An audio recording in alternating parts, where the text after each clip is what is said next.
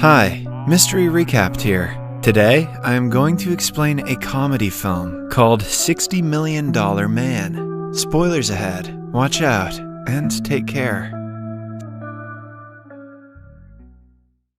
Sing is a spoiled rich youngster living in Hawaii. He has a dozen servants who bring him breakfast in bed, help him take showers, and dress him up every day. His life is unlike anyone else's, as he has a very peculiar way of doing normal things. For instance, he only gargles with fresh cow milk, only takes a bath in his swimming pool with a bunch of women, and only travels by helicopter. Tat is Sing's personal assistant, who manages everything in Sing's life. Because Sing has always gotten everything he wanted, he has developed the hobby of troubling everyone around him. One morning, Tat and Sing board a helicopter to fly to Sing's college. All the students in the college know him as the spoiled brat who plays silly pranks. Still, because of his father's influence, no one dares to go against him. Sing's usual target is the school loner named Siu Fu. He breaks the toilet's wall when Siu Fu is inside of it to humiliate him in front of everyone. The poor guy bawls his eyes out and runs away naked and embarrassed.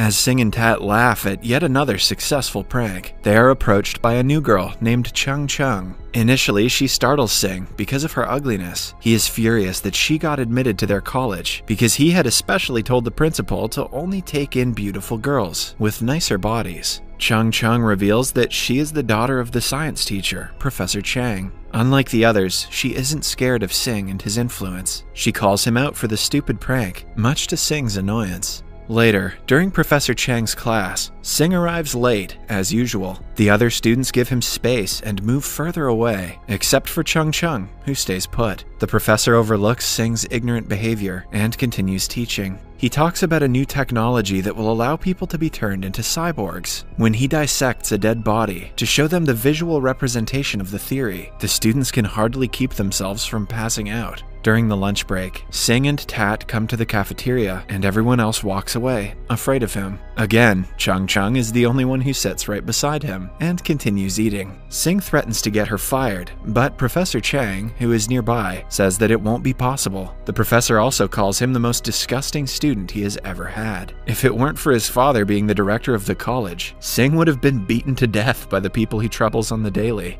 To test if his classmates would really do something like that, he blurts out that his father is not the director of the school. When the other students hear this, they do not waste their time before piling on top of Sing and beating him up. Sing is left furious after the incident. He and Tat break into the professor's house at night to teach him a lesson. They set up bear traps in the basement lab, hoping that the professor will fall right into it. But then, as they are about to leave, Tat notices a cut-off hand walking on its own. Initially, Sing thinks Tat is joking and asks him to focus. Seconds later, a pair of eyes stares at them, startling the two. They struggle to get a hold of the hand, but it runs away into a corner. On trying to pull it out, Sing comes across a half-human body. The duo thinks they're being haunted by a ghost, and they run away. On his way out, Tat falls into the bear trap and hurts his behind.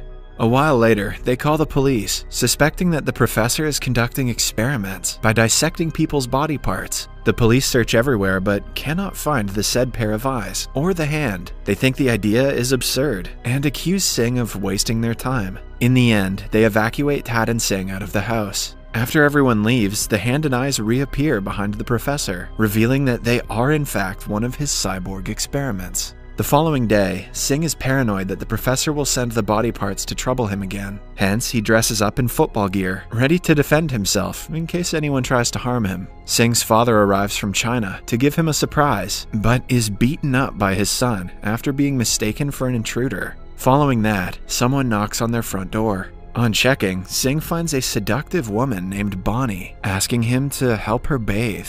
It turns out that she is a neighbor who has been watching him for a long time. Sing doesn't miss the chance to take her to his personal swimming pool, where the two clean each other. That night, they go to a club and drink a lot. As they are dancing, Bonnie sees her husband enter the club. She reveals that her husband is a local crime lord named Fumito. The couple tries their best to hide, but the organizer of a show announces them the winner of a dancing competition. When the spotlight falls on the couple, they catch the entire club's attention. Fumito fumes in anger upon seeing his wife with someone else. He and his henchmen bring the two to his house to teach them a lesson. On reaching home, Sing passes out drunk. Bonnie tries helping him but is knocked out when Sing suddenly wakes up and hits her. He somehow gets to his car and drives away while the gangsters follow him. On reaching home, Sing is out of breath and terrified. He tries to tell his mother what happened, but she cuts him off, claiming that she has something more important to say. She confesses that she slept with Tat 20 years ago.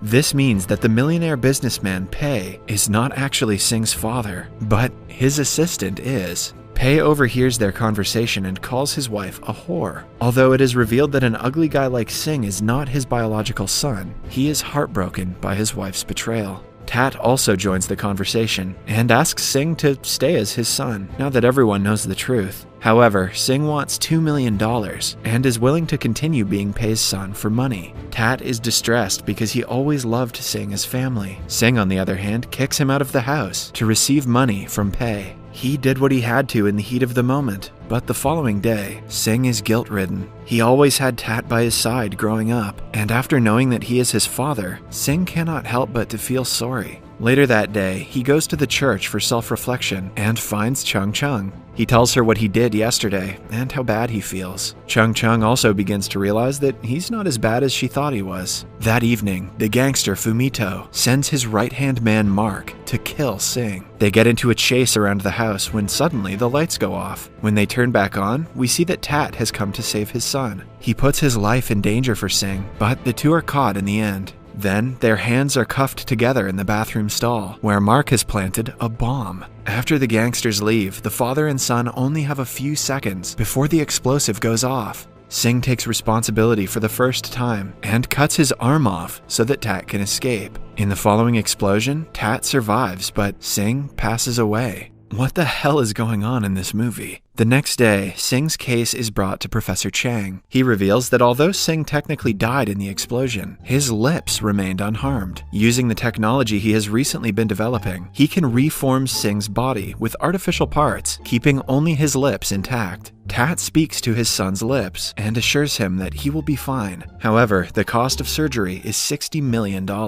Pei calls Sing and asks him to get rid of Tat if he wants the money for surgery. But Sing has come to his senses, even though he is only a pair of lips. He renounces his rich father and decides to stay dead, not wanting to abandon Tat again. Tat begs the professor to perform the surgery, using the $6,000 that he has. Chang feels bad for the desperate father and agrees to perform the procedure. But the results won't be as good, as he will have to makeshift the body parts with whatever things he has. Following that, the professor spends days and nights aggressively pinching and pushing the body. For the first few tries, many things go wrong. Sometimes Sing wakes up with a square head, sometimes with a tiny hand, and other times with hands attached to his lower body instead of legs. Then, a few weeks later, everything works out, and Sing is turned back to his older self, but with makeshift body parts. Since he is now a cyborg, his body runs on a battery that can die at any time. Sing has to be careful with his life, but he is overjoyed to finally be back alive. While the professor could find an alternative for all of his body parts, finding a male genital was impossible. Hence, currently, Sing has a faucet that helps him pee. Man, that guy's hung like a sink.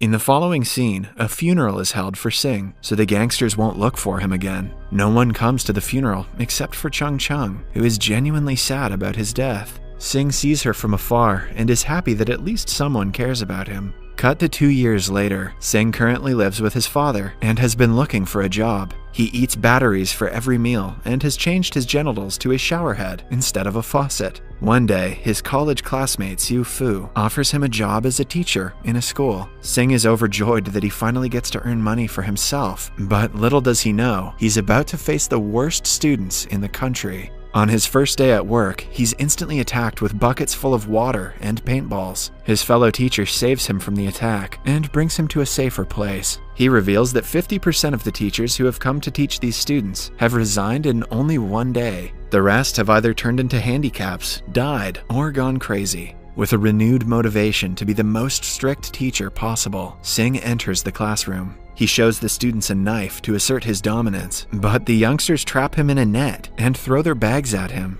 The principal of the school doesn't care because the students are the children of powerful and wealthy businessmen. By the end of the day, Sing is heavily beaten up and crucified to the school's gate with his shower head hanging out. All of a sudden, Chung Chung appears and recognizes him. She has turned into a beautiful and confident girl, in contrast to how she was before. She tries to help, but Sing smugly claims that he can do it himself. Moments later, she gets into a sports car with her rich boyfriend and drives away, much to Sing's disappointment. That night at home, Sing has lost all hope. The professor comes to meet him and discloses that he has invented a chip that will turn Sing into a superhero. Basically, with the help of the said chip, he will be able to transform into anything. Sing is skeptical, but he trusts the professor with his body. After the chip is implanted, Sing thinks of turning into a rice cooker, and to his surprise, he does. Then he turns into a toothpaste tube and spends the rest of the night like that. Now that he has superhuman powers, Sing goes to impress Chung Chung with them. He finds her at a restaurant having dinner with her boyfriend and his parents. When she excuses herself and goes to the bathroom, Sing follows her. He claims to be a changed person and begs her to be his girlfriend. To showcase his skills, he even transforms into a strange toilet. Not what I would have gone for, but cool. When Chung Chung is still not impressed, he takes over a magic show happening in the restaurant and shows his powers to the audience. By the end of the night, he is flying in the sky with Chung Chung, using an umbrella as a parachute. Unimpressed, Chung Chung agrees to date him. The next day, Sing goes to the school confidently. He transforms his hand into a water hose and teaches the students a lesson for messing with him. Eventually, they start to obey him and turn into good students. Everything goes well in Sing's life until one day, the gangster Mark finds out he is still alive and attacks him. They get into a fight, but Sing defeats him easily with his new powers. Mark's boss, Fumito, is not someone who gives up easily. He turns Mark into a cyborg as well, but he budgets the surgery with $60 million and makes him even better than Sing. A few days later, Sing and Chung Chung are getting married. Xiu Fu comes to the wedding, but Sing recognizes him as Mark in disguise. The party is interrupted as the two get into a fight. Mark terrorizes everyone and starts firing randomly. Amidst the chaos, he fires a special weapon at Sing that kills him instantly. Everyone is in shock until Sing revives from his burnt dead body, resembling an old woman in a robe. The professor discloses that the chip turns Sing's revenge mode on when he is defeated, which means that he is now more powerful than ever. Sing transforms into a giant steam iron and flattens his opponent. Following that, he turns into a microwave and traps Mark inside. The professor starts the microwave from outside, which melts Mark and finally kills him. In the last scene, we see the professor hitting on Sing because of his appearance as an old woman. Chung Chung playfully asks her father to back off because she is marrying Sing. Subscribe for more videos like this, whatever this was, turn on notifications, and leave a like to help the channel out.